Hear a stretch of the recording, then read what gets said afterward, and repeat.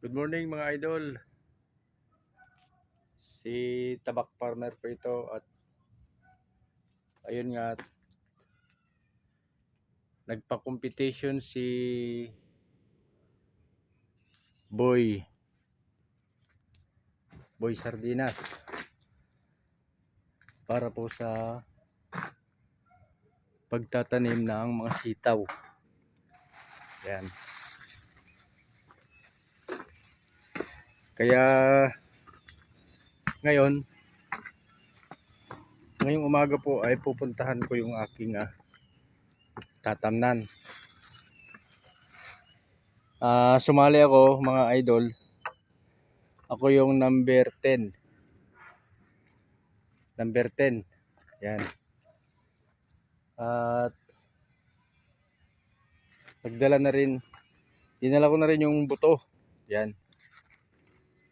Para kung Tay Berne, ano, galing. Napadaan si Tatay Berne, yan yung Mabuti, maganda yung tanim mo doon, no? Oh. Pag mo talaga, Ito yung binablog namin ni Boy Sardinas. Oo. Maulan pa kasi. Gusto mo mga dahon ng ampalaya? Mungo ka doon. Saan? Doon sa taniman ko. Marami doon sa akin. Marami din. Native lang yung sa akin. Ay. Pero marami din doon. Diyan lang sa kabila, okay, malapit yaw eh. Ay, oo. May mga maarang pa doon, pinabayaan ko na nga eh. Hindi ko lang alam. Sayang, no? Taas eh.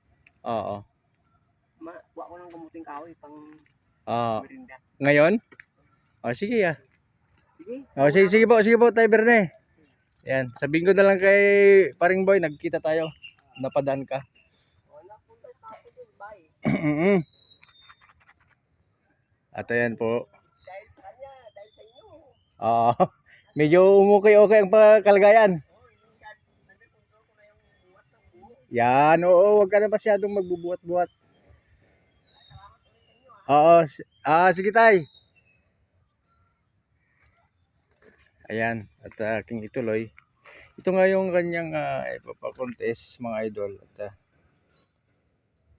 dala-dala ko na at nagdala na rin ako ng straw para sa pangbalag.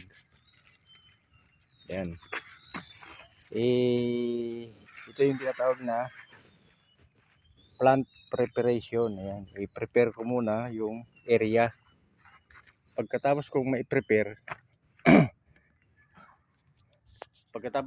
ma-prepare yan, kung pwede ng tamnan,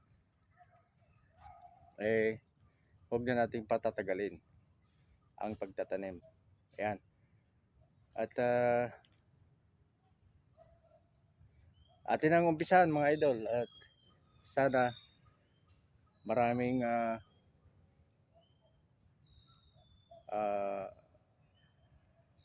yung mag-share, yan yung sabi ni Boy, puso, yan, para sa gayon ay kahit consolation lang makuha natin. Okay, ganito lang ang ating vlog. Samahan nyo ako sa aking pagpunta sa aking plant preparation. Bye.